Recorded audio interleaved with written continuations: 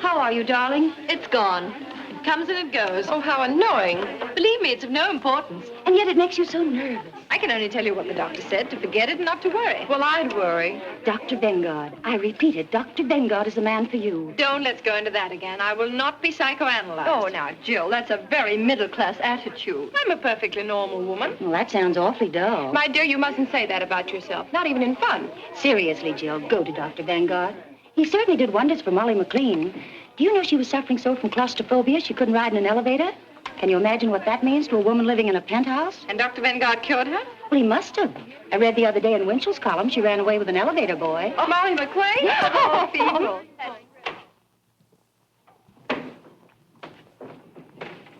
My name is Mrs. Baker. I know. Mrs. Stallings phoned me. Will you please be seated?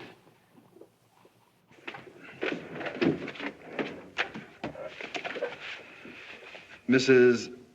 Baker. Your first name? Jill. Jill Baker. 685 Park Avenue. 685 Park Avenue. Your age, Mrs. Baker? 22. I'm your doctor, Mrs. Baker. 24. Thank you.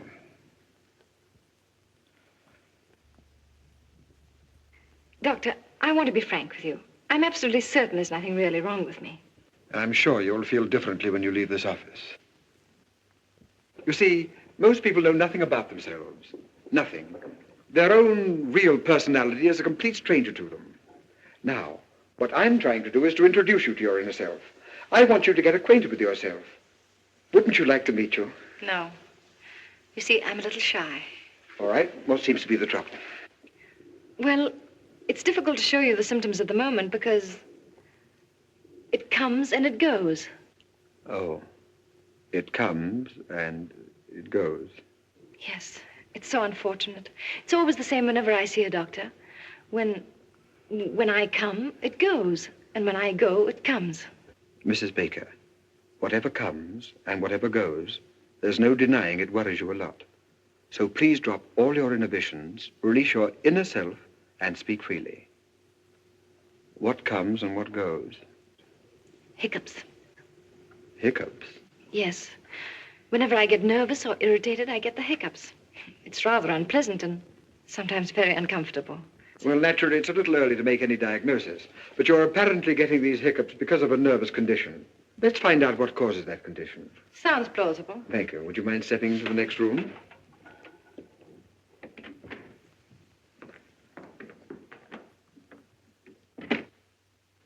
Uh-huh. Well, there's nothing unusual in your childhood. Let us examine your present life.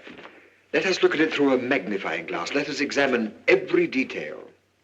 Mrs. Baker, You're married, aren't you? Yes. When did you get married? When I was 19. How long have you been married? For 6 years. To the same husband? Yes. Aha. Doctor, please believe me, there's nothing wrong with my marriage.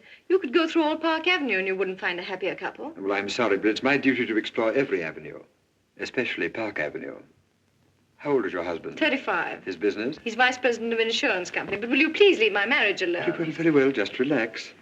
We'll talk about something entirely different. Do you suffer from headaches? No. How is your appetite? Good. How do you sleep? Frankly, not so well. How does your husband sleep? Very well. Uh-huh. Now, during one of these sleepless nights, when you wriggle around restlessly, and you look to your right, what do you see? My dressing table. And when you look to your left, what do you see? My husband. Sleeping. Yes. Uh-huh. What are you trying to do? Break up my marriage? No. Just wake up your husband. Well, thank you. That'll be all for today. Doctor, my husband has nothing to do with my sleeplessness. It's just that I'm super sensitive to noises or to the slightest sound. Does your husband snore? No. But I must admit he breathes rather heavily. Oh, he does. I don't think there's anything I can do about it. After all, he has to breathe. I suppose so. Well, Mrs. Baker, I'm afraid your husband's ability to sleep is too big a challenge for you. It's rather like, well, have you ever been on a diet? Yes, a vegetable diet. Well, how would you feel if you had to struggle with a few raw carrots and have someone next to you eat a big, juicy steak? With a large baked potato? Yes. My husband, 2 weeks ago. Well, didn't it make you nervous? No. But now that you mention it, now that I think of it, it is rather irritating. And not very considerate. No, it isn't. After all, husbands expect their wives to keep their figures, but on the other I hand... would call it a complete lack of cooperation. It is. Uh-huh.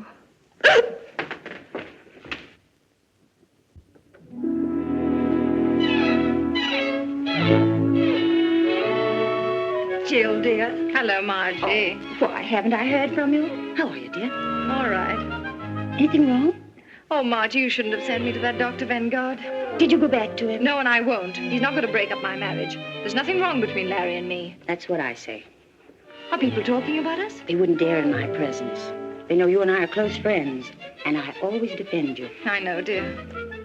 Defend me against what? Well, now, after all, town and country called you the Happy Bakers. That's kind of sticking out your chin. Well, how many of our friends have stayed married for 6 years? Why shouldn't they call us the Happy Bakers? Well, why not? Your name is Baker, isn't it? Oh, Margie. I've been perfectly miserable for the last 2 weeks. I'm so marriage conscious. Whatever I look at, whatever I think of, I always find myself connecting it with my marriage. How I hate that Vanguard. And yet, if I'm honest, I must admit... What, dear? Well, if a wife looks at her husband through a magnifying glass, she's bound to see something. Yes, I should think so. Things I was never aware of before. Things I never noticed. For instance? Well, it's just an illustration, but like the other morning. You know how difficult it is for me to fall asleep. Well, finally, when I'm lucky enough to drop off, promptly at 8:15, what do I wake up to? A gargle. A gargle. Mm-hmm. That's the bugle call of marriage. Gargle is reveille, snore is taps. And what is there between? At 9 o'clock in the morning, he goes out of my life. Oh, my dear, isn't it the truth? Oh, I don't know what's the truth anymore. I'm completely confused. I'm so uncertain. I've always heard that the ideal marriage should be something of a mystery. That your husband should remain a kind of stranger to you. Someone whose acquaintance you'd like to renew every day. You know what I mean. Yes, dear. Don't say anything. Hello. Hello, Margie. Hello, Larry. Hello, darling. Hello. How are you? Fine, and you? Okay. Have a good day? Yes, and you? Good. Anything new? No? With you? Nothing. Good. Want to see you later.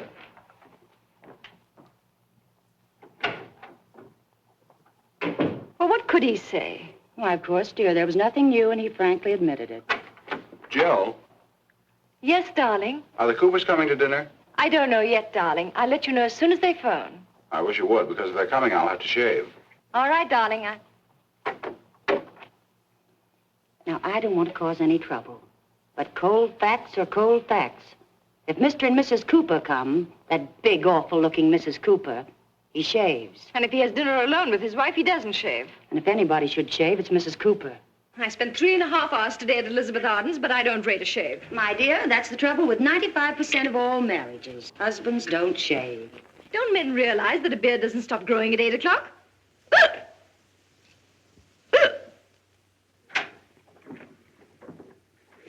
All right.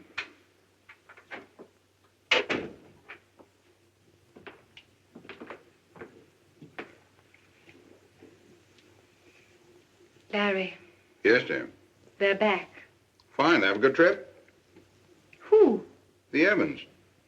Say, that reminds me. That son of a gun promised to call me as soon as he got back. I'll bet Continental's after him about his annuity. The Evans are still in Bermuda. The hiccups are back. Huh? Oh.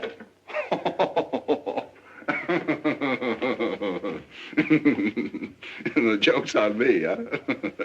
That was very cute. Kicks.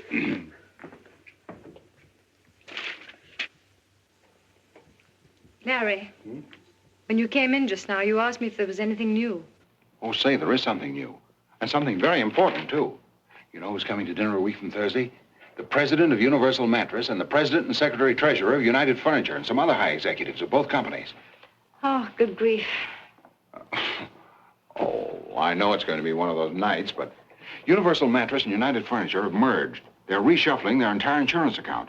Now, the tough man to crack is Kafka of Universal Mattress. I've done a little detective work. He's a Hungarian. As a matter of fact, they're all Hungarian. So let's give the dinner a kind of Hungarian touch, huh? Now, look, Larry. Oh, now, listen, darling. I don't expect you to behave like a gypsy, but let's hire a Hungarian cook and make him a wonderful goulash. Kafka will love it. I'm going to get that insurance account if I have to stuff that Hungarian like one of his own mattresses. Oh, and to make him feel really at home, our foreign division manager tipped me off. Just before they start to eat, you say, Eggeschegera. Eggeschegera. It means to your health or something like that. Eggeschegera. Mm-hmm. Oh, it's just a little thing, but you know how it is. Success in business is 50% hard work and 50% the right cigar. Eggeschegera. That's great, darling. Swell. Only a little more cheerful. You know, Eggeschegera. Eggeschegera. Oh, you mean Eggeschegera. Eggeschegera. Yeah, that's it. That's it. That's great, darling. Thanks. Kicks?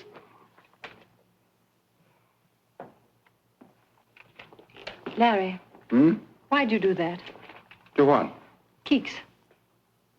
Why, I always do that. Why? Well, why does one do things? But when you do it, what does it mean? Is there some underlying thought? Oh, No, just a habit, isn't it? yes, if you want to call it that. Like scratching your head or patting your dog. Would you do it to some other woman? I don't know. I never tried. But you do it to me. Well, you're my wife. And that gives you the right to poke me in the stomach whenever you want to. Darling, don't you feel well? Fine.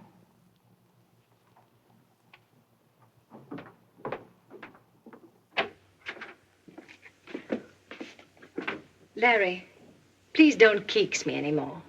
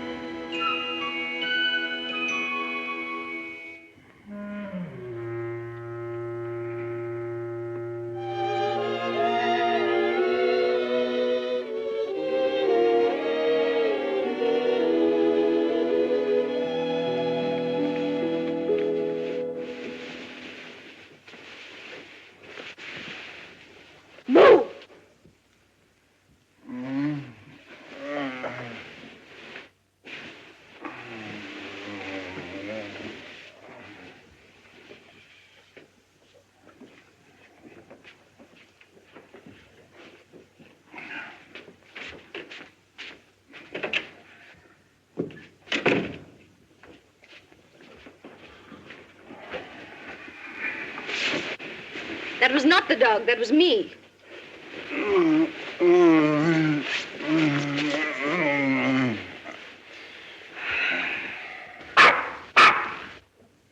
Shh.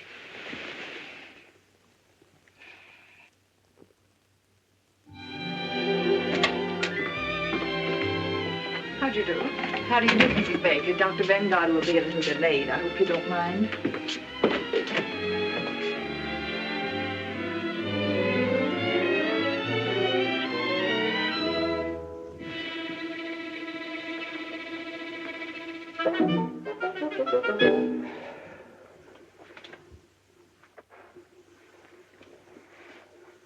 Ugly. Ugly.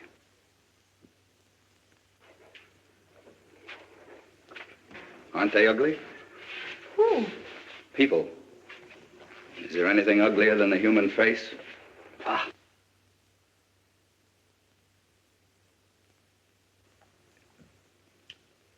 You mind if I smoke?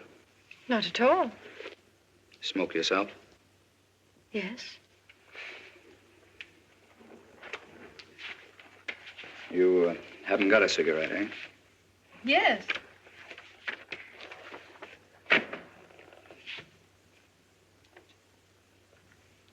Haven't any without tips? Unfortunately not. I'm sorry.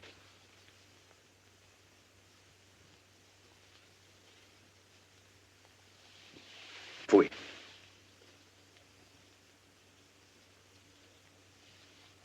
Changed my mind. I'll have a cigarette.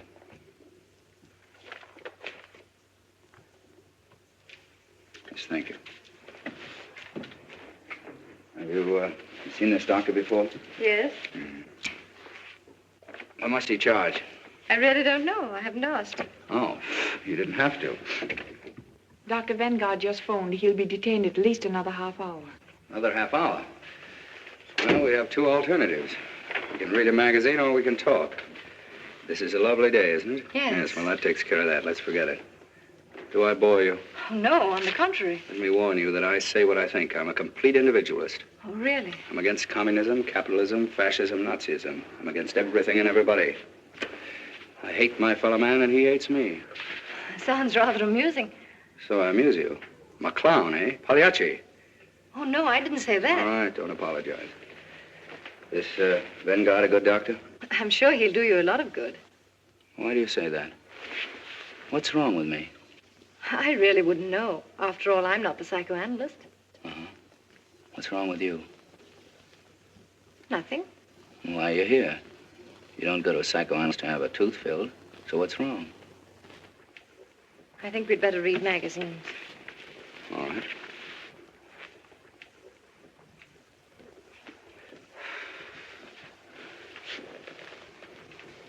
Pfui.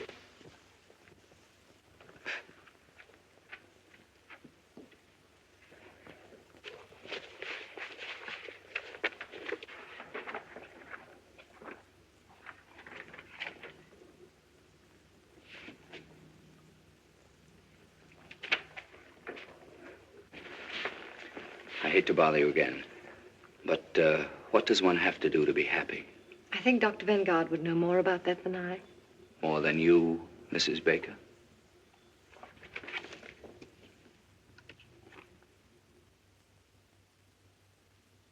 Oh, that article. You know, Mrs. Baker, this is the first time in my life I've ever met a really happy person. Seems to irritate you. No, it makes me curious. I've often wondered what it would be like to be happy 24 hours a day. Must be wonderful. One gets used to it. In the morning, you are awakened by the twitter of a little bird. Before breakfast, you and Mr. Baker dance a minuet. Then the happy breakfast starts. You are happy. Mr. Baker is happy. The eggs are happy. The hens who laid the eggs are happy. Now, look here. My presence seems to annoy you, so I think I'll leave. No, I'm sorry, Mrs. Baker, but if you feel that way, naturally, it is I who'll go. Oh, no. I'm afraid you need the doctor more than I. Are you sure, Mrs. Baker? You see, that's an interesting question. We're both here for the same reason, happiness. One has not enough, one has too much. Who needs the doctor more? Now, that's interesting, isn't it? Rather, but I don't like to discuss it. Yes, I understand, Miss Baker. Well, I'm very happy to have met you. I'm very sorry if I've offended you. Goodbye, Miss Baker. Goodbye. Fooey. Oh, just a moment. Yes? May I ask you one question? Certainly. Yes? What's wrong with that picture? Are you really interested? Yes. Sit down. Now, this artist saw no more in that tree than the camera which photographed the happy Mrs. Baker. It's only the surface. Art goes much deeper. You see, if I were a painter and I were to paint you, I don't know what the picture would look like. It wouldn't look like that photograph. Do I make sense? Yes. Quite a bit of sense.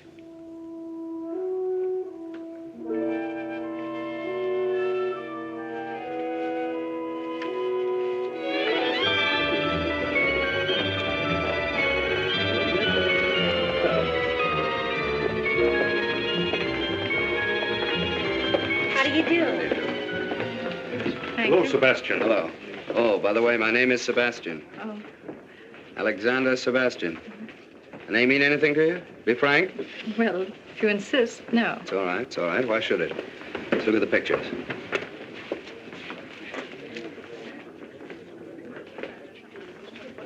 Number 15. Child with trumpet. No good. I was afraid it was. The artist hasn't found himself yet. When he does find himself, where is he? Child with trumpet. The child's all right, but he's missed very badly on the trumpet. Didn't he? That won't live. I hope not. Fui. That's almost great. Who painted it? A woman. No man could be so malicious. 26. Eleanor Stroud. Portrait of Alexander Sebastian. No use denying it. That's me. That woman didn't paint me. She performed an autopsy. She saw me. Frankly, the whole thing looks to me like a puzzle. Puzzle. That's correct. Good. I was a puzzle to her, but she was no puzzle to me. And that's her revenge. See, when I first saw that picture, I was terribly upset. I don't blame you.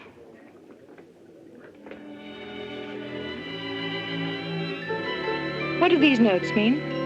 I'm a musician, a pianist. Oh, a pianist. Oh. And this pedestal here? Well, that indicates greatness. Tell me, why didn't you put your statue there? Is there any reason? There is. You see that little line? You mean this line? That's my whole trouble. Oh. That line sent me to Dr. Vanguard. Well, you might as well know that I'm inhibited, artistically. Let's have a drink. Oh, just a moment, just a moment. Yeah. What about this clock? A clock? Yes. Oh, that never should have been there. Why? Well, that's a personal matter. Are you sorry that you came here? Oh, no, on the contrary. It's all so fascinating. It's a new world. I can't quite grasp it. Whatever you want to know about me, just ask me. That clock shows 12:15. Is it 12:15 by accident, or does it mean something? It means something. Oh. Let's stop talking about myself. Let's talk about something else. When is your next concert? Yes, when? When I overcome it. Overcome what? That little line. Oh, you mean your inhibitions? Yes. You see, when I play... Tell me, this 12:15, is it noon? Midnight. Any particular midnight? Mm-hmm. Oh. Coming back to my inhibitions, when I play in a drawing room... Pardon me, was it Eastern Standard Time? Daylight saving. Summer? Yes. Well, when I play in a drawing room for just one person, the right person, I'll be perfectly frank with you, I don't think there's a greater pianist in the world.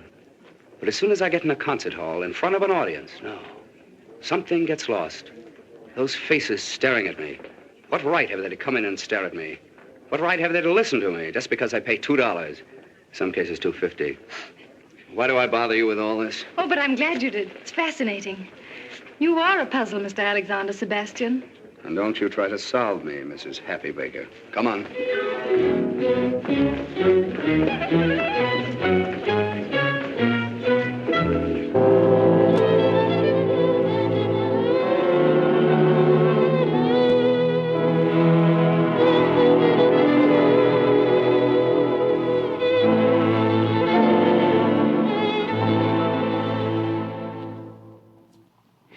Mrs. Kopka, Mr. Yanushek, Mrs. Yaroshi,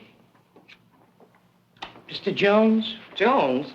How does a foreigner like that get in here tonight? He's Mr. Baker's lawyer. Oh. Well, I suppose you always have to have a lawyer with Hungarians.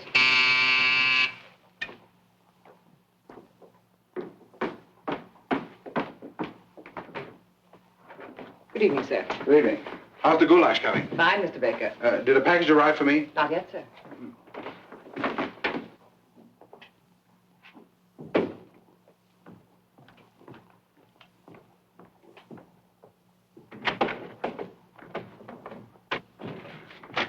Hello, darling. Hello, dear. Anything new? No. Have a good day? Marvelous. All set for a big night? All set? Remember your word? Egeshegera. Egeshegera. That's it. Good. What is it? Your package had arrived, sir. Albert didn't tell me. Oh, fine.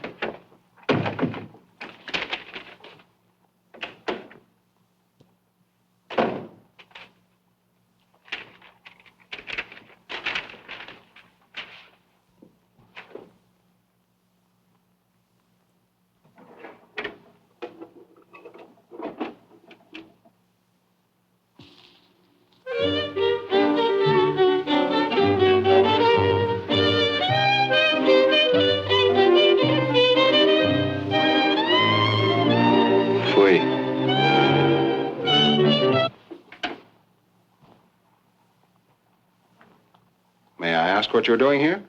Waiting? Oh, you're waiting. Tell me, how soon do we have dinner? Dinner? That's what I was invited for. Oh. Oh, I'm sorry. Tell me, are you with Universal Mattress or United Furniture? I'm not with anything.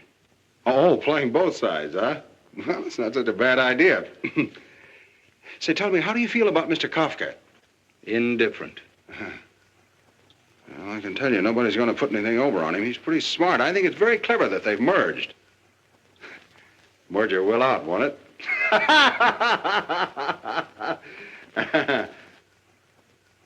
Yeah. Look, you want me to enjoy this evening, don't you? Why, yes, certainly. All right, come here. This vase insults me. It's ugly. Let's put it away. Oh, sure, of course. The customer's always right. Anything else in the room you'd like to change? Lots.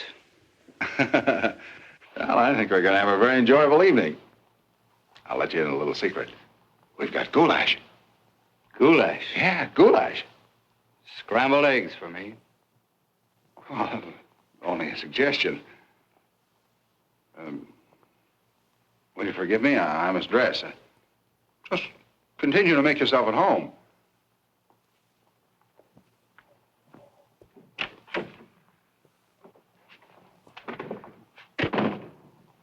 Gee, these Hungarians are certainly funny people. Have they come? One of them has.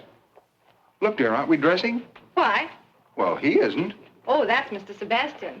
Sebastian. Who's he with? With. He's against everything. He's an individualist. Is he that rich? Oh, he doesn't care anything about... How do you know? Dear, it's Sebastian. Alexander Sebastian. I told you the other day, but that's the trouble. You never listen to anything I say. Makes no impression. Oh, I remember now. That piano player. He's not a piano player. He's a pianist. And pretty soon he'll be very important. Someday you may be very happy to insure his hands for $100,000. Look, darling, I'm giving this dinner especially for these Hungarians. Could he pay a premium? I don't know, and I don't care. You know, sometimes I don't understand you. Here we've got a $500,000 insurance possibility tonight. I've gone to all this trouble to get up a special Hungarian evening for the president of Universal Mattress. And you invite this piano player. You should know better. Musicians and mattresses don't mix. Look, Larry, for 6 years I've been living insurance, and I'm tired of being an annuity. Can't I just myself spend one evening with Rimsky-Korsakov and Stravinsky? Rimsky-Korsakov? Stravinsky? Who else is coming? Why didn't you invite the whole Philharmonic and have them bring Dean Saylor along as commentator? Oh, all right, all right. Let's drop the whole thing. If you don't want him to play, he won't play. Play? Say, that's not a bad idea. Maybe he could liven up the party, huh? If Mr. Sebastian consents to play, which I doubt, but if he does consent, it won't be Hungarian swing. Well, what will it be? Something you'd have to pay $2.50 to hear. You mean like Carnegie Hall? Exactly. Not in my house, not tonight.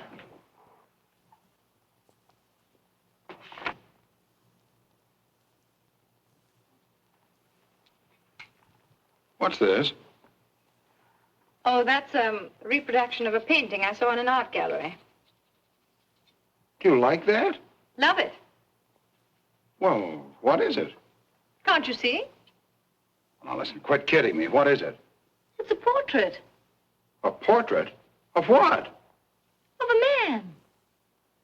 Listen, I know I'm just a poor, ignorant insurance dope, and I don't know anything about Stravinsky.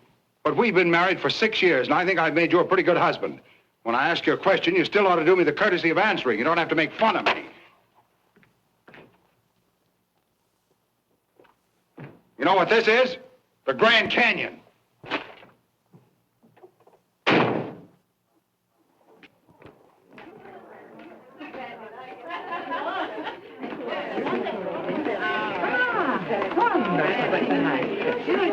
You sit here, Mrs. Kafka. Thank you. And that's why, Mr. Kafka, we're the only company for you. Sounds very reasonable. Let's talk about it after dinner. Yes, indeed. After dinner, we'll have a good long talk right here, Mr. Kafka. All right.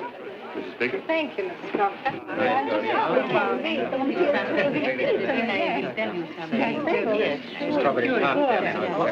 You mean not even Lohengrin? Especially not Lohengrin. I give you all of Wagner.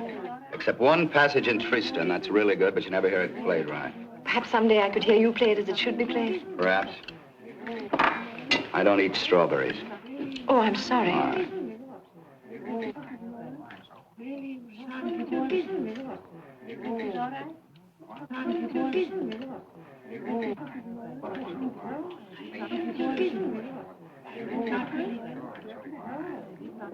Everything all right, Mr. Kafka? Mm-hmm, fine.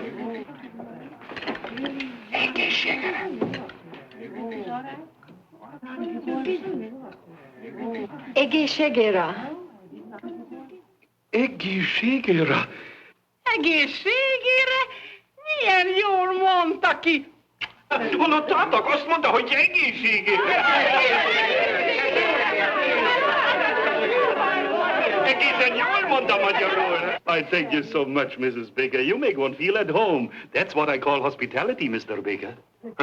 I didn't know she knew it. I wonder where she picked that up. What does it mean?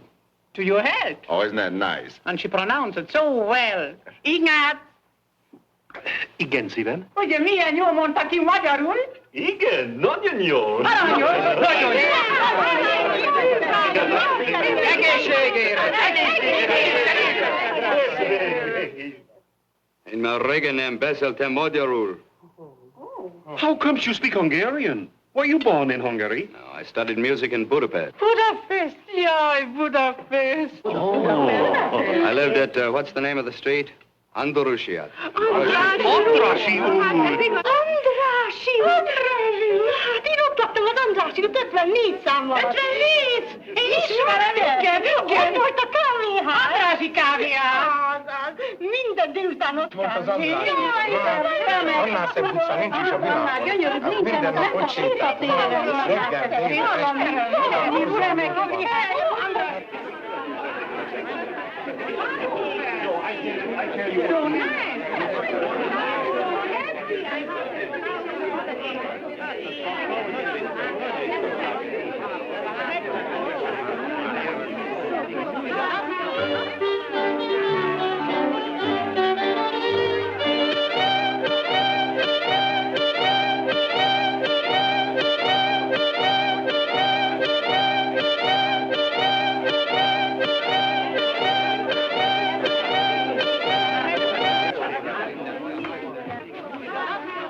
I just got a call.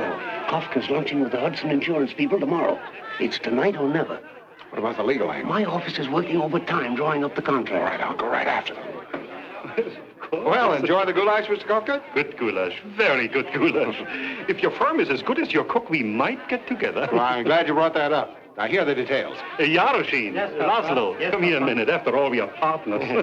I want you to listen to Mr. Baker's proposition. Well, gentlemen, here it is in a nutshell. Everybody, please, I have a treat for you. Mr. Sebastian, you know, is a very well-known pianist, and he's kindly consented to play for us. So if you'll all be seated. Thank you. Does he have to play? Don't worry.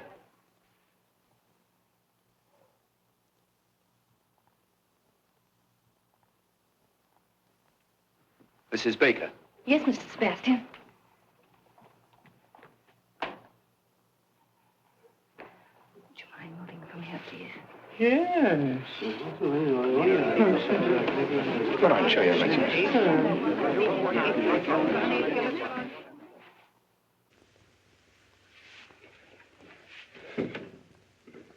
It's locked. That's odd. It's the key. It's too silly for words. Who could have locked the piano? Where's the key? I don't know. It's a funny idea. Why should anybody lock the piano? It's too ridiculous. Why should anyone lock it? It's the key. As I was saying, Mr. Kafka, my proposition's a very simple one, but a very sound one. I broke it. Don't you worry. I won't. Now, Mr. Sebastian, please tell us. What are you going to play? Well, first I'm going to play... Mrs. Baker. Yes, Mr. Sebastian. All right.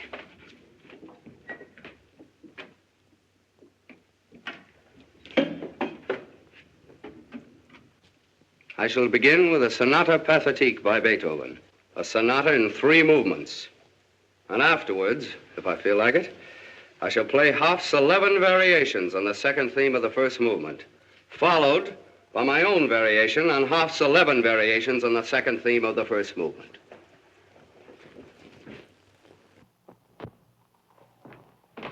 Listen, how long is a sonata? The only one I ever heard lasted 3 cigars. It's a catastrophe. It's a disaster. Jones, we're sunk.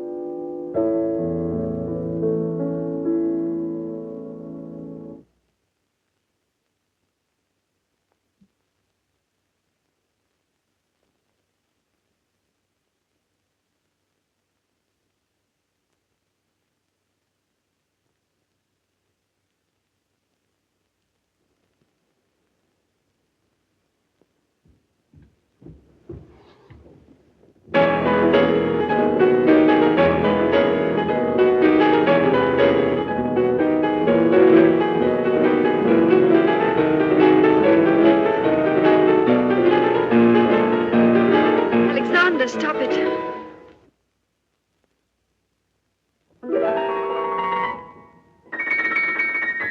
Please don't.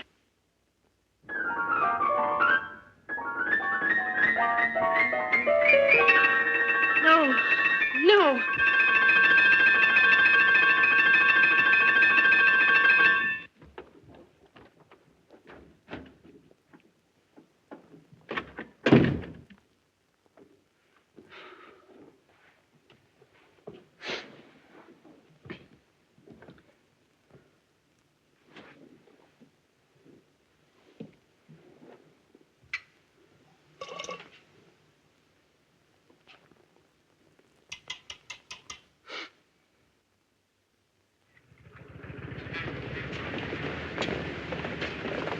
You know, Jones, I'm glad you got that clause in the contract. It saved our necks. Another...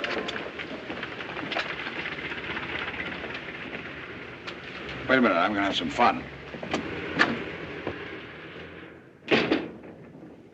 How do you do? How do you do, sir? About that picture in the window. It's very good, don't you think? No fooling. What is it? It's a portrait of a man. Oh. Well, certainly. What else could it be? Excuse me, sir, not everybody understands modern art. Well, thanks. If you're interested, it's only $500. $500? Must be quite a man. Well, it's not the man. He happens to be rather an obscure musician. Musician? What kind of a musician? Pianist, I think. Is it by any chance Alexander Sebastian? Well, that's who it is. You recognized him. He seems to be a friend of yours. Wouldn't it be amusing to have him in your home permanently? Not very amusing.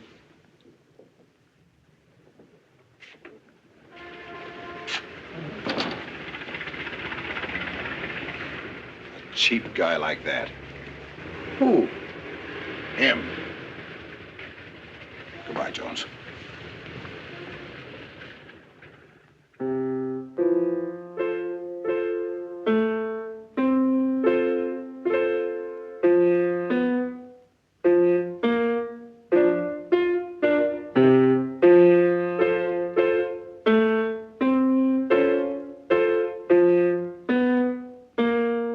Hello, darling.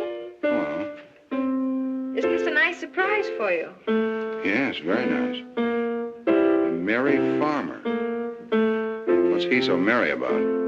Oh, darling, you don't begrudge me a little music, do you? Oh, no. Anything new? Well, isn't it enough? Yeah, plenty. Have a good day? Fine. You seem to be feeling better these days. Oh, yes. I slept 10 hours last night. And, Larry, the hiccups have completely disappeared. Isn't that good news? Yeah, very good news. Are you still going to Dr. Vanguard? Oh, no. I don't need Dr. Vanguard anymore. I'm so busy with my music and visiting art galleries that I haven't even time to think of any doctor. Oh. Isn't that wonderful? You know, I'm beginning to see something in this. Yeah, it starts to look like a man. Huh? Why did you say that? Well, the other night. Oh, you took that seriously. I was only kidding. How could that be a man? I was nervous about the dinner party, and I said whatever came into my mind. I'm sorry, darling. No, dear, no, I don't agree with you. It does look like a man. Now, don't be stubborn. Can't you take a joke? Well, then, what is it?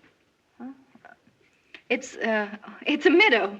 It's called Meadow in Spring. Oh, in spring, huh? Yeah. And those little notes of music, what do they mean? That's the shepherd playing his pipe. Shepherds play pipes, don't they? Oh, sure, yeah. Mm-hmm. And the clock at 12:15? Oh, I don't know exactly what that means, but I guess it's probably lunch. The shepherd eats and then he plays his pipe. Really, darling, you talk as though you've never been in a meadow. You see, in modern art, they're trying to break down the conventional forms. They're trying to get away from what you expect. It's all done by indication.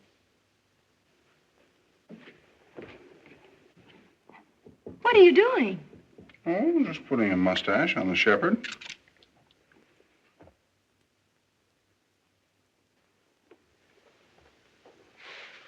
Knock that guy right through his piano. Now, that'd be the worst thing you could do. You'd just make her feel sorry for him. Don't make a martyr of him. You've got to look at this thing from a woman's angle. Now, wait a minute. Miss Aiken, will you come in, please?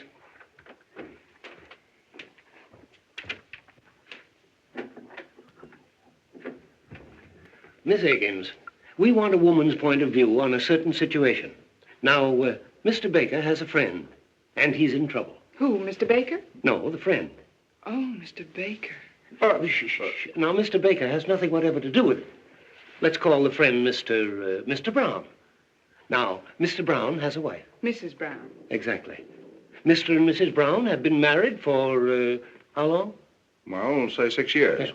They live in Toledo. 6 years in Toledo. That's bad. All right, then, let's say New York. Now, Mr. Brown is worried about his marriage. Things are not going along as well as they used to. What kind of a man is this, Mr. Brown? Very nice. Wouldn't you say so? Yes, very nice. Is he attractive? Very attractive. Don't you think so? Yes. And yet she's complaining. Well, she's drifting away from him. Yes, and he wants to get things back on the old basis. Who doesn't? Yes. Now, Miss Akins, as a woman, I'm asking you, what is the right approach? Well, I should say a mink coat would do the trick. She has a mink coat. Then what's she complaining about? Thank you, Miss Akins. That's all. Well, gentlemen, you wanted to get a woman's point of view. Just a moment. Now, look here. Mrs. Brown is interested in another man. Oh. Does Mr. Brown know? Yes. Has he any proof? Too much. Has he any witnesses? No. Then he's sunk. Thank you, Miss Aiken. Well, I'm sorry, Mr. Baker, but if there aren't any witnesses, she's going to deny it, if you want the woman's angle. Miss Aikens, we're thoroughly satisfied. Well, I'm afraid I'm not the right person to give you any advice. I probably have too much sympathy for Mr. Brown and not enough patience with Mrs. Brown. We get cases like that every day. The wife is bored, marriage is just a habit, but on the other hand, she accepts everything her husband gives her. I think she ought to be kicked out. Do I sound old-fashioned? We'll let you know, Miss Aikens. Well, anyway, I think Mr. Brown is a pretty swell guy. I've always thought so. Some woman. Yeah, she certainly had a couple of interesting angles. I didn't notice them. Good. Now, Larry, you still love your wife, don't you? Yeah. Well, where are you going from here? I have a dinner appointment with old C.K. Higgins at his club. How can I sell insurance with this in my mind? It's a big deal, too. Now, listen. Forget Higgins. Forget insurance. Go home. There's only one thing you have to sell. Yourself. The most important client you ever had in your life is waiting for you. And her name is Mrs. Baker. Now, you're the best salesman in the business. There's nothing wrong with your marriage. You just have to resell it once in a while. Not so easy. Well, who said it was? Was it easy to sell hail insurance in Southern California? Just find the right slant. A new one. Selling marriage with a new slant, huh? Yeah, a new slant. That's not a bad idea. But what is that new slant? That's what I'd like to know. What is it? What is it? What is it? Selling marriage with a new slant.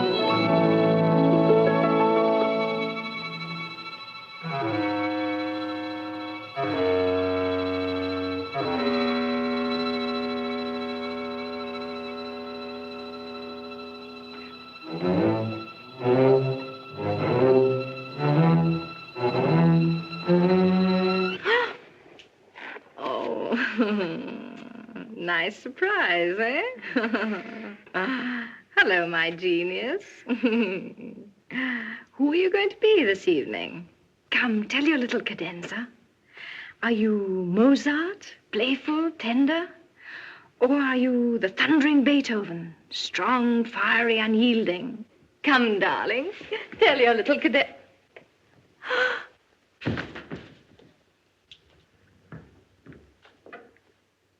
Da, guess who is here? Guess who is here? Guess who is here? It is Wotan, the god of gods, coming down to her. Anything serious? No, she just fainted. Oh, well, women are always fainting. Any particular reason? No, no. She just thought I was a genius. Then she found out I wasn't, and it was too much for her. Please make yourself at home. I'll be right back. I want to get some smelling salts.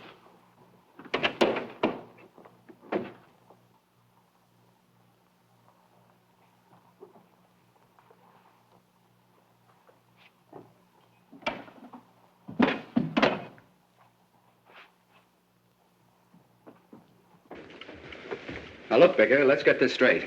There's going to be a very heated discussion. We're going to insult each other. It can't be avoided. You're going to accuse me of something which I'm going to deny and you're not going to believe. So before this battle starts, let's get one thing straight. I'm not going to fight. My hands are my only livelihood, and I'm not going to risk them on your jaw. Here, Mozart, wake up your little cadenza.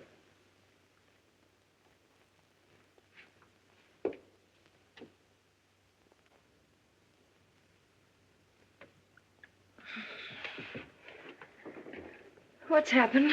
Well, I... You! What? That's very funny. You know what I thought? Look, I think I...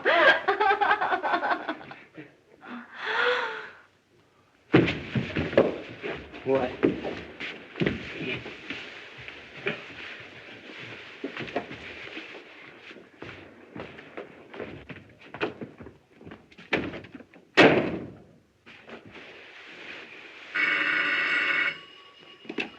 Hello?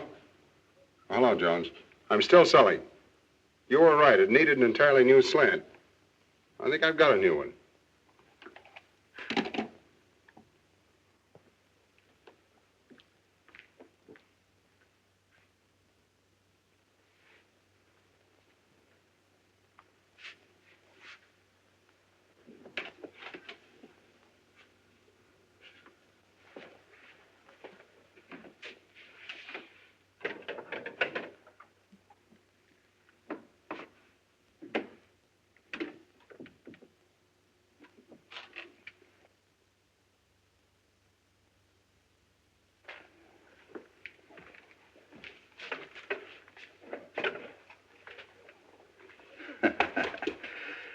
Baker, I don't trust you. Oh, come on, have a cigar. Either you have something in the back of your mind or that cigar stinks. No, that's the same cigar I give my customers. How old are you, Sebastian? Not as old as you? Right in the prime of life, huh? You in good health? Good enough. Even better after I've had dinner. But I'm not going to fight. No, I don't want to fight. But you might run into a husband sometime who hasn't my respect for great music. Where would you be then? Come on, Sebastian. I'm going to do something for you whether you like it or not. I'm going to insure your hands. That'll give you complete freedom of action. It'll give me 5%. And we'll both be happy. I'm not going to fight. No, I know. I understand. You're an isolationist. Isolate yourself over there. You know, the best part of this whole thing is that we... Sit down. We can write this hand insurance as a subclause to your life insurance. Life insurance? What do I want with life insurance? Haven't you any dependents, any relatives? Relatives? Fui. I'll tell you. You can leave it to my wife. She can buy herself a beautiful brooch in the shape of a piano with little diamond keys. And then every time she pins it on, she'll think of poor dear Sebastian. Believe me, if anybody should insure his life, it's you. And right now.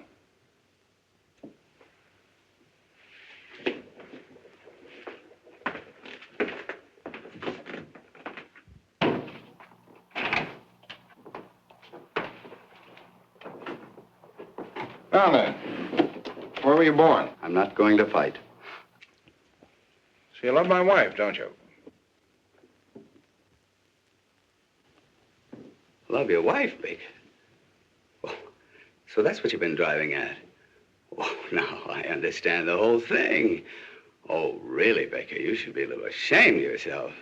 Great big insurance man like you deals so successfully with human nature? You should know better than that. Naturally, I think your wife's very attractive and very charming. She likes music. What's that thing loaded? Yeah. Oh, now, look, Baker, get it out of your mind. I don't love your wife. Well, it's going to be a great day in the musical heaven. I can just see Beethoven calling over to Mozart. Hey, Mozart, dust off the piano. Look who's coming, the little genius. That's not funny. Now, this isn't funny either. I love my wife. I've loved her for 6 years. For 6 years, we've been together. And along comes a guy like you and breaks everything up just because you've nothing else to do. You're not going to get away with it. If you'd loved my wife earnestly and sincerely, and you'd come to me and told me about it, well, that would have been one of those things. I'm not old-fashioned. If you both felt that you would have been happier without me, what can I have done? Pack my suitcase. And I wouldn't have to do this. Oh, you know, Baker, kind of had me worried there for a minute. When you pulled out that revolver, I thought, here's a conventional citizen. No sense telling the truth to a man like that. But now I see the real Baker, modern, up to date. Baker, I'm going to open up to you. Of course I love your wife. You're sure? Positive. Well, then I won't have to shoot you. I don't think it'll be necessary. Well, we've got a clean-cut situation on our hands. You love my wife, and my wife loves you. Well... Oh, yes, she does. I've seen it with my own eyes. Well, there's only one thing left for me to do.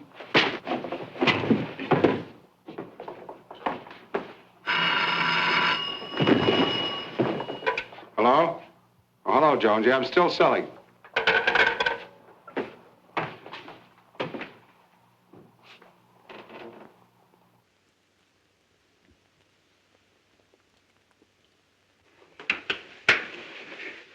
Did I hit back? No.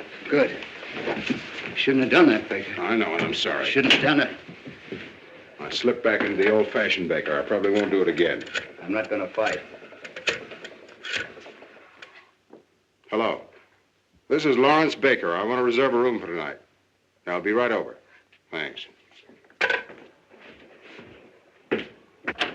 Baker. Are you really moving out? Well, yes, certainly. I think I should leave the apartment to her. You do? Well, yes, it's only fair, don't you think so? Yes, I think that seems to be the best approach. Well, I'm glad you think so. No, I don't want there to be any bitterness. No. Fortunately, I'm in a position to give her security, to take care of her future. And why not? She deserves it, don't you think so? Yes, yes. Yes, I do. After all, she's given me the best years of her life. Yes, I'll take some wonderful memories with me. She's a nice girl, isn't she? Yes, yes, very nice. Of course, she has her faults. Well, who hasn't? That's true. That's true. Sebastian, if you should ever run into one of her bad moods, all you have to do is... Oh, no, perhaps I better not tell you. Come on now, don't act like a little boy. What is it? Oh, well, it's kind of personal. Come on, what is it? Well, if you ever should run into one of her bad moods, and you want to snap her right out, there's only one way to do it. What's that? Just keeks her. Keeks her? How do you do that? Just keeks. She like that? Insane about it. Thanks, Vic. Keeks? Oh, no. Now, about the cause for divorce. According to New York state law, one of the parties must have a correspondent. Oh, there must be some less embarrassing way. Not in New York. Well, you don't have to do it. I'll get the correspondent. Oh, no. I wouldn't like to put you in that position. Well, that's all right. But why should you take the blame? Well, it's okay. It's quick and painless. Very white of you, Baker. Thanks, Sebastian. That leaves the property settlement. The following agreement has been reached between Lawrence Baker, hereinafter referred to as the party of the first part, and Jill Baker, hereinafter referred to as the party of the second part. It is understood that the party of the first part transfers title to the apartment at 685 Park Avenue to the party of the second part. Well, what about the furnishings? Yes, what about them? Well, I didn't understand that you Oh, were... yes, I want everything transferred to the party of the second part. Can't we take that up later? No, let's get everything settled now. You're entitled to it. Oh, now look. Now, he's only trying to be fair. You're too generous. No, just fair. That's all. Well, if there's anything you want... Oh, I don't need anything. What would I do with it? But Larry... He lives in a hotel. Where would he put it? He'd only have to pay storage. That's right. Well, I'd better change this.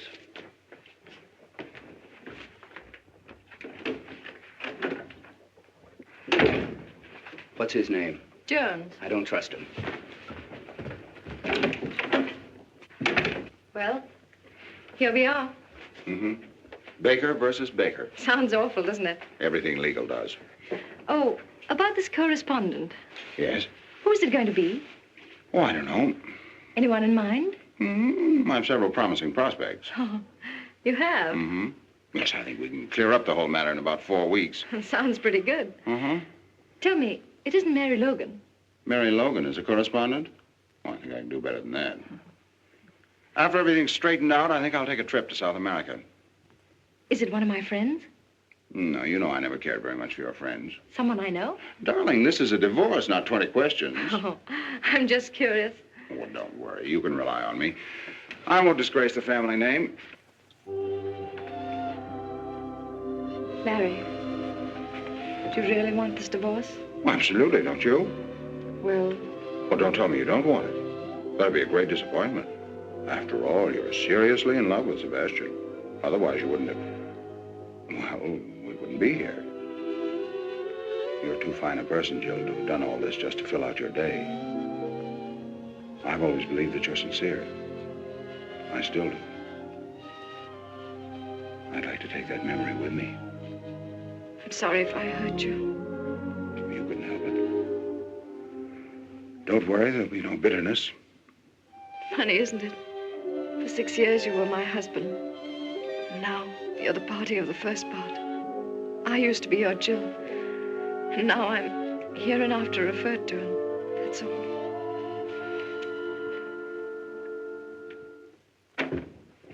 Well, everything's taken care of. What's the matter? What'd you do? Nothing, just went over some of the details. I don't trust you, Baker. Darling, there's nothing to worry about. It's a very clean-cut agreement. Alexander, please, I'm so nervous. Can't you understand? Of course, we all have our little moods. Keith!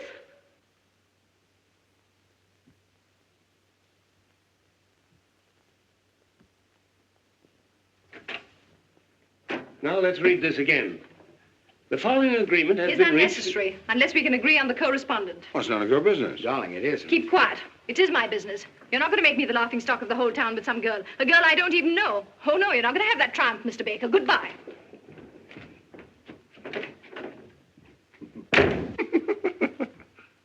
Keeks? Don't do that, Baker. Jill! Jill! Jill! And that, my dear Mr. Jones, is what is known as protecting your original investment. Let's get a drink. I think you softened her. Softened her, destroyed her. She's going to come back and eat out of my hand. And what I'm going to do to Mrs. Jill Baker, hereinafter referred to as Jill Lamb Baker. If you want to buy a good piano cheap, Jones, you can have it. No. Oh, am I going to be difficult? I'm going to be the mad dog of 685 Park Avenue. Heil Baker. Mr. Jones, Yes, Mrs. Baker. about this correspondent, what does the law require? Well, she... No, in case I have the correspondent. Oh, well, you have to be found alone with him in your apartment, and he with his coat off. I see. Alexander, Yes, darling. are you willing to take your coat off for me? Anything you say, darling. Oh, no. No, no. Oh, yes, You mean you really want to do that? I do. You want to compromise me with that guy? Ah, you seem to forget, Baker, that she's in love with that guy. Keats! You brute! Alexander! Alexander! Alexander! Snoogey! Snoogey? Calling that Snoogey? Come on, darling. There you are. You'll be all right. Sit down here. For 6 years, I've been married to a brute, and I didn't know it. A divorce, yes, that's the only solution. All right. Why don't you go to Reno? Yes, Reno. I don't want to go west. Oh, darling, how are you? Unshaken. Would you establish residence in Pennsylvania? Pennsylvania, that's around Philadelphia, isn't it? In the neighborhood, yes. Well, that's not bad. They've got a good orchestra. It'd be easy to communicate with New York. Very well. Shall we say Pennsylvania? All right, Pennsylvania, China, anywhere. Only let's get it over with. Okay, let's look up Pennsylvania. Pennsylvania, There. That's... Snoogey. You're going to get your divorce if it's the last thing I do. Section 10. Innocent spouse may get divorce provided the other spouse shall have, by cruel and barbarous treatment, rendered life intolerable and burdensome to said innocent spouse. Sounds promising. Shouldn't be difficult for you to be barbarous. No, my innocent spouse. What do I have to do? Well, let's call in a witness. Let's say my secretary. And first, you two start a quarrel. With pleasure. And then I'd say maybe you slap her face. Slap her face? Oh, no. So, you can hit a man, but you don't dare strike a woman. You coward, you. All right, I'll do it. Very well. Now, let's rehearse the whole thing. Now, here's the plan. Miss Higgins, will you come in, please? Right away, Mr. Jones. Now, remember, I start to dictate a letter. As soon as I snap my fingers, you start the argument. And when you say... You cheap second-rate insurance peddler. When I hit you. Now, Baker, don't let us down. Miss Higgins! Miss Higgins! Coming, Mr. Jones. Sit down, please. Take this. To Walter K. Dovenmule, Capital City Bank and Trust Company, Columbus, Ohio. My dear Mr. Dovenmule, now let me see. So you won't tell me? I wasn't there. My mother saw you. Your mother gives me a pain in the neck. How dare you say that about my beloved mother? Your beloved mother. Pooh! So you won't tell me, huh? I wasn't there. But my mother saw you. Your mother gives me a pain in the neck. How dare you say that about my beloved mother? Your beloved mother. Pooh! Who are you to poo my mother? Your mother. Do you know what your mother reminds me of? Hey, stop! Just a minute. Miss Higgins, I didn't tell you to leave. Yes, for heaven's sakes, Miss Higgins. Sit down. Now, read that back to me. Mr. Walter K. Dovenmule, Capital City Bank and Trust Company, Columbus, Ohio. My dear Mr. Dovenmule. So you don't like my mother? No, I don't like your whole family. Oh, you don't? No, I don't like your father. I don't like your brother. And do you know what your mother reminds me of? What? Of you. That'll give you a rough idea of what I think of your mother. You cheap second-rate insurance peddler. You cheap second-rate insurance peddler.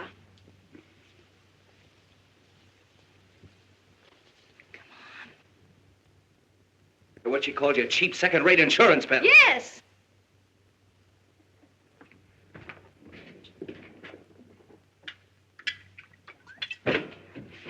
Now, look, man. Our whole happiness is at stake. One good sock. Here, have another cognac. Now give it everything. Read it back to me. Walter K. Dovermule, Capital City Bank and Trust Company, Columbus, Ohio. My dear Mr. Dovermule. Yeah, my dear Mr. Yeah. Everything I said about your mother still goes. And double. Oh, it does? Yes, it does. Well, I still say you're a cheap, second-rate insurance peddler.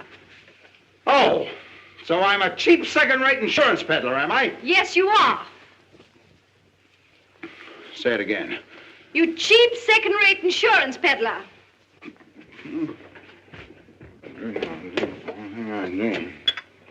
Fui.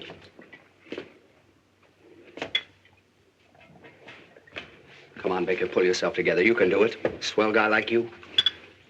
Read it back to me. Walter K. Dovermule, Capital City Bank and Trust Company, Columbus, Ohio. My dear My dear Mr. Dovermule.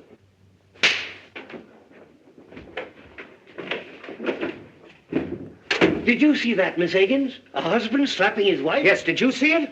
Mrs. Baker, I'm very sorry this happened in my office. So am I. Imagine that, a husband hitting his wife.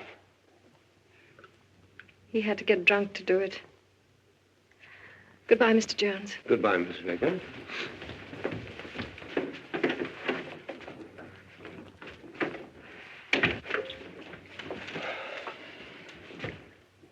What about Walter K. Dovermule? Tell him I'm out.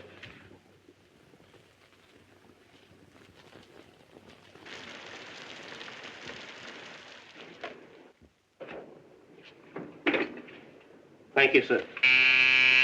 Come in. Hello, Albert. Good morning, sir.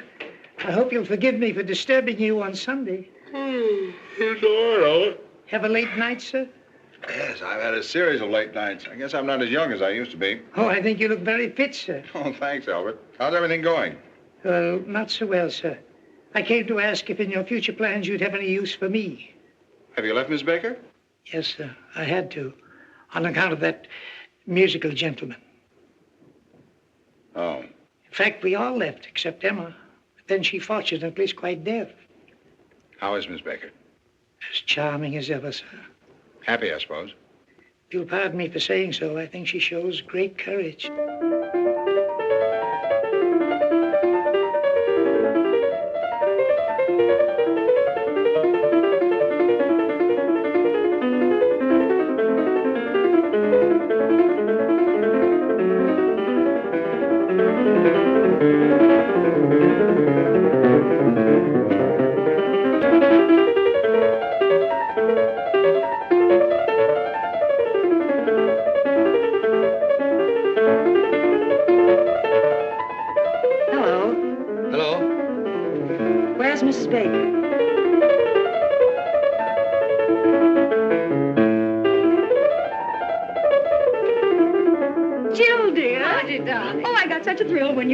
Why shouldn't I, old friends like us? Sit down, Margie. How are you, Jill? Oh, I'm fine. I hear you're going to Philadelphia. Oh, did you meet Alexander? Yes, but I didn't want to bother him. He's practicing for his new concert. I understand. Does it disturb you? No. I love music. Yes, I'm going to Philadelphia. And you're happy? Oh, yes, very. Of course, I'm still a little bewildered. It's all so new. I guess it's all very exciting. Oh, yes, very exciting. Being transferred from the business world into the world of art. Nothing but Bach and Tchaikovsky. That's Bach he's practicing. Oh, yeah. You sure it doesn't disturb you? Oh, no. I love it. You don't have to be ashamed. Not everybody likes Bach, so if you want him to stop... My dear, I wouldn't think of it. The whole thing sounds so very romantic. Yes, very romantic. Oh, by the way, have you seen Larry? Yes, I saw him last night at the Monte Carlo. Larry at the Monte Carlo? Yes. Imagine. Just a moment.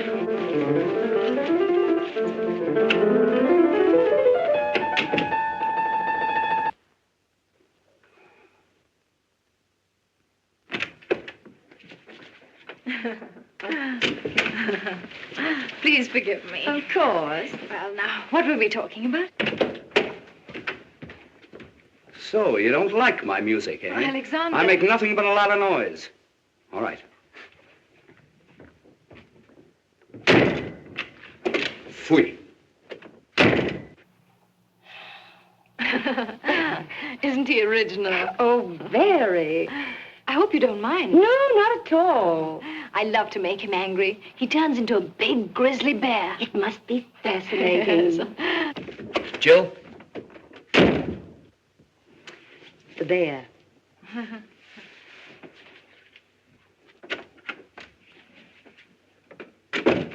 What is it? Jill, there'll be no more music here today. Oh, no? No, and don't coax me. And don't shush me. As a matter of fact, there'll be no more Sebastian here today. At least not for lunch. And dinner is very uncertain. Well, if that's the way you feel about it. It is. Jill, I can be very impossible. Goodbye.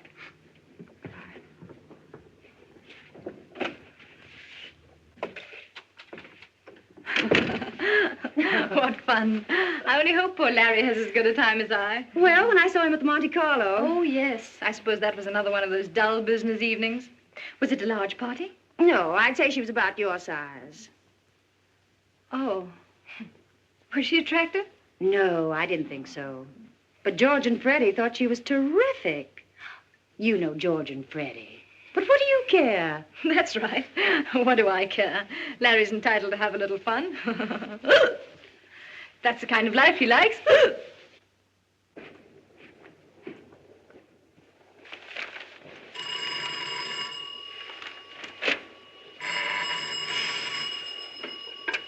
Hello? Hello, Sally, darling. I feel pretty good considering. What about you? Mm-hmm. That's right. Huh? Well, no, I'm sure you took it with you when we left for the Monte Carlo. Wait a minute.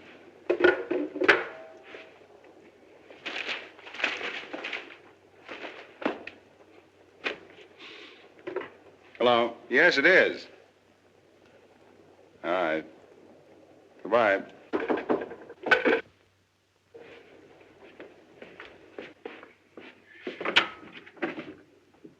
Hello. Hello. Are you going to throw me out? Jill, you shouldn't have come up here. It's rather embarrassing. Well, I was just passing by. But after all, if Sebastian finds out... Oh, don't worry about that. But I do. A girl engaged to be married, coming to a bachelor's apartment, and unannounced. Just a moment.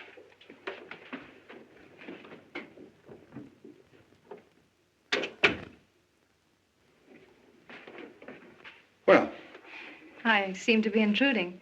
Look, Jill, what do you want to see me about? Someone here? What do you want, Jill?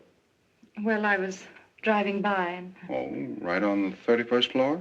Well, you said you wanted some kind of remembrance, and I'm on my way to Cynthia Knox's tea, and I had to pass by, so I picked up a few things. Some snapshots of us taken together. Mm-hmm. Thought you might be interested. Thank you. Aren't you going to look at them? Oh, yeah. Mm-hmm.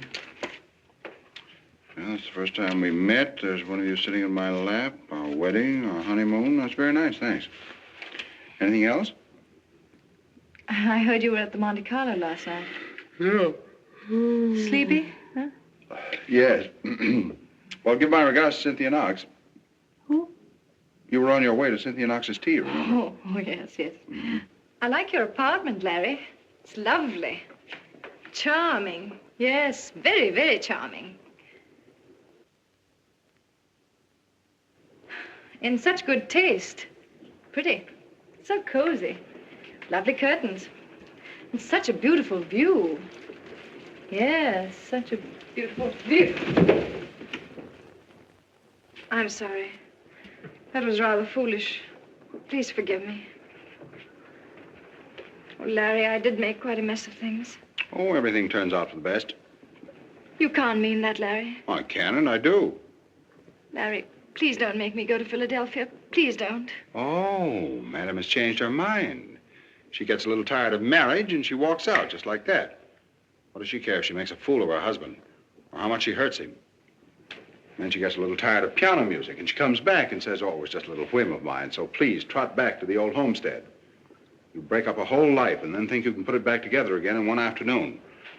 Oh, no, it's not that easy. I didn't expect it to be easy. To tell you what I think of you would take more than just one afternoon. How about dinner?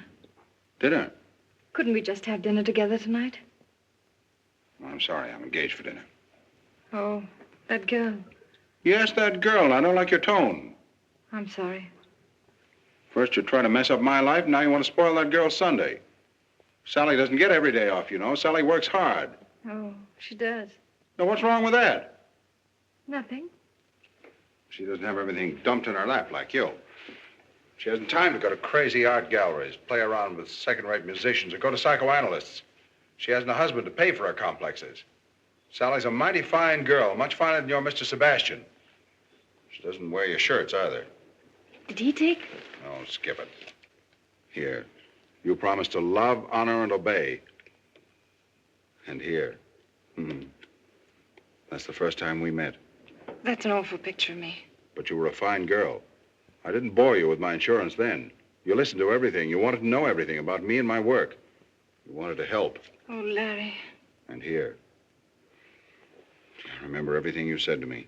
I'd love to say it again, Larry, if you'd only give me the chance. Just to forget it again. No, Larry, never again. I swear. There's no use pretending. I'm defeated.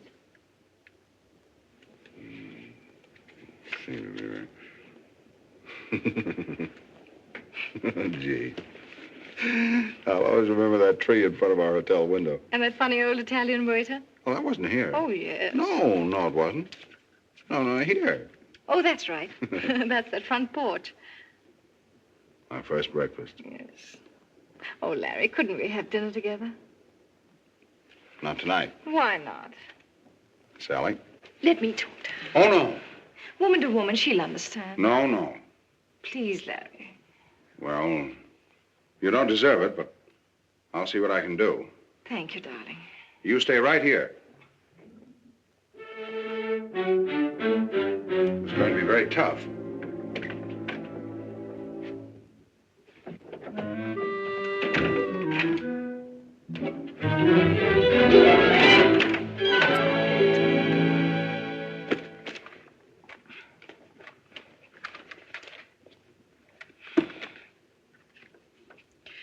Sally Akins. That girl.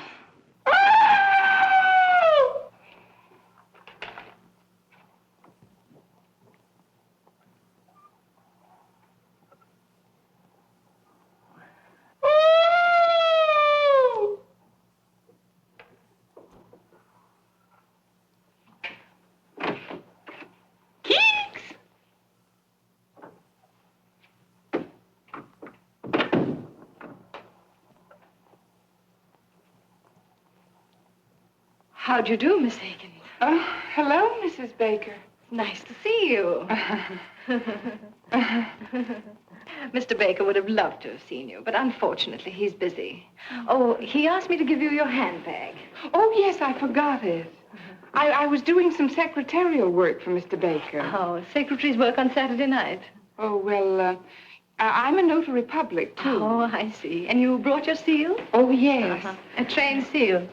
Goodbye, Miss Akins. Goodbye, Mrs. Baker.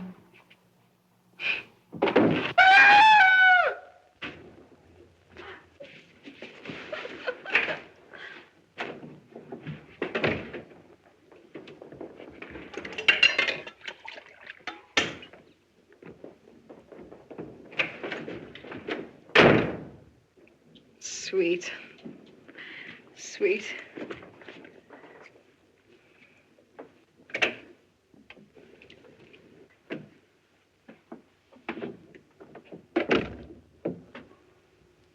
Looks hopeless. Oh. Yeah, it's much more serious than I thought. That girl's really in love with me. She adores me. I don't blame her. She says she can't live without me. And I believe her. And I, too. It's understandable. You're very wonderful. Oh, yes, you are. How about dinner? But you know I can't. How about after dinner? Do you want a suicide in your conscience? Oh, no, not that. Well, there you are. You're right. It's hopeless. It's too bad, Joe. Everything could have been so marvelous. Yes. There's no reason we couldn't really have been happy. Yes, but it's too late now. It looks like the end. Goodbye, Larry, and good luck. Good luck.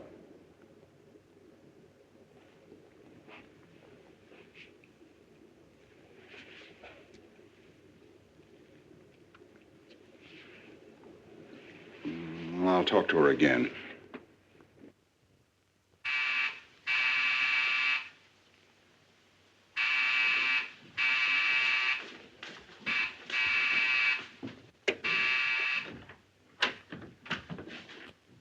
Mrs. Baker home? Yes, but... Never mind. Guess who is back?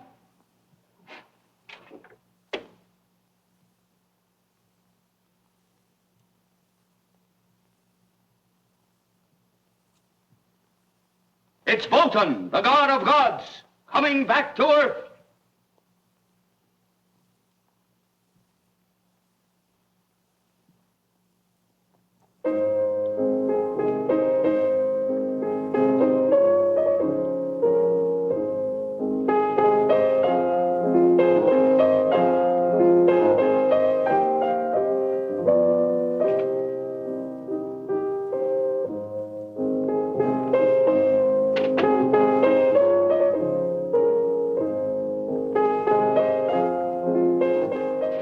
Softer, please.